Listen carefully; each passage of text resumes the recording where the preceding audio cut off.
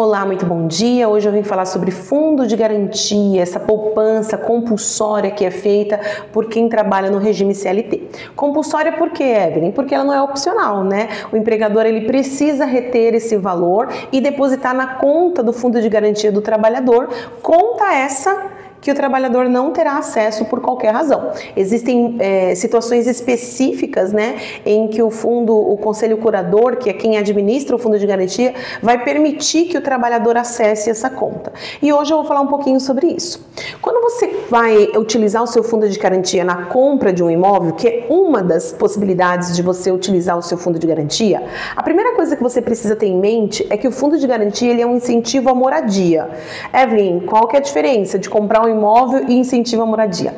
A questão é que comprar um imóvel, você pode comprar 1, 2, 3, 4, 5 imóveis. Você está comprando imóveis.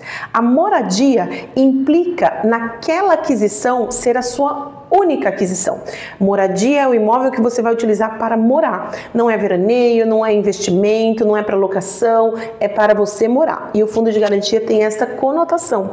Ele vai ser um incentivo para a sua moradia. Portanto, se você já tem um imóvel pronto, aqui já acabou a brincadeira. Você não pode utilizar para comprar um segundo imóvel. Evelyn, mas um amigo meu comprou um imóvel e tal. Existem exceções de fato. O que acontece com relação à propriedade do imóvel? Se você estiver comprando se você tem um imóvel, vamos supor que você mora na cidade de São Paulo, capital, e aí você comprou o seu imóvel e você já tem o seu imóvel nesta localidade, portanto você mora nele, ok? E agora a sua empresa transferiu você para o interior.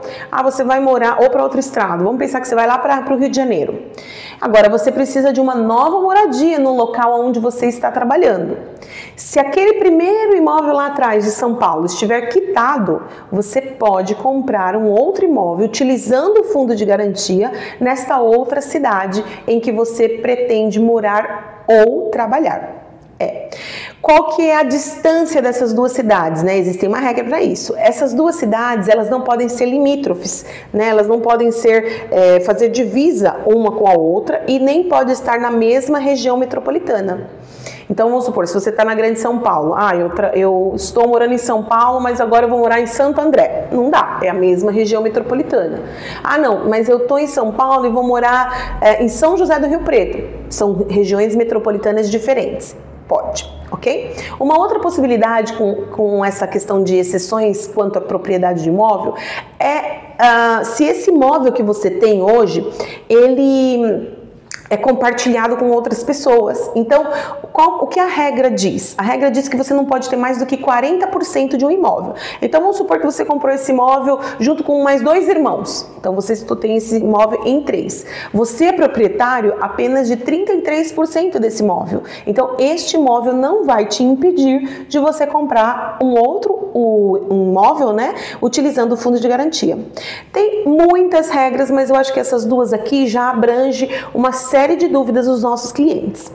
E aí, de que maneira que eu posso utilizar o fundo de garantia então, Evelyn? Bom, a primeira maneira, a mais usual, a mais comum, é na aquisição. Eu tenho um saldo de fundo de garantia, eu tenho lá 40 mil de fundo de garantia e quero utilizar ele para compor a entrada do meu imóvel. Gente, embora o fundo de garantia não seja um recurso que você pode pegar na mão, ele é um dinheiro seu. Ele entra, né, na descrição de pagamentos como recursos próprios, porque ele é de fato uma parte do seu salário que foi poupada compulsoriamente. Então, ele tem essa conotação de recursos próprios. Então, vamos supor que nessa composição você precisa de 200 mil de financiamento.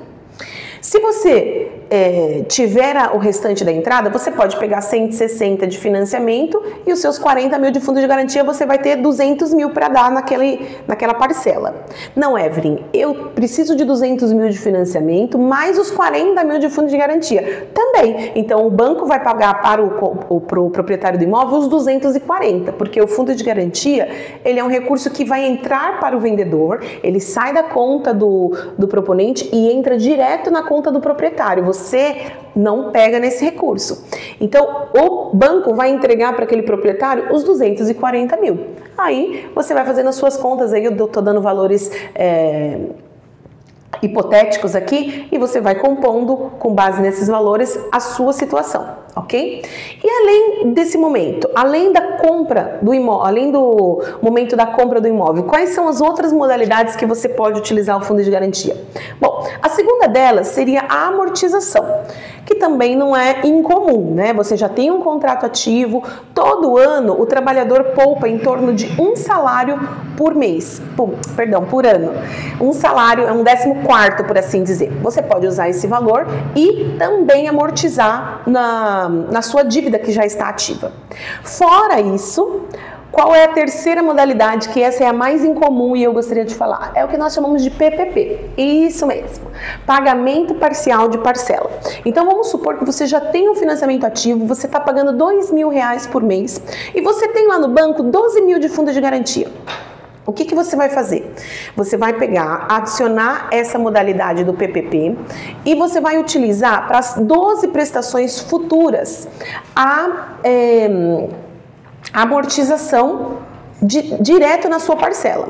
Então, 12 mil dividido por 12 vai dar R$1.000 durante as próximas 12 prestações. E aí, ao invés de pagar 2 mil de prestação, você vai abater R$1.000 do fundo de garantia e do bolso você só vai pagar R$1.000. Isso mesmo. Essa terceira modalidade, ficou um pouquinho confuso? Ouve de novo, senão manda uma mensagem pra gente que eu explico melhor. Às vezes na sua própria situação, você me dá os valores da sua parcela e eu calculo para você quanto que vai ficar.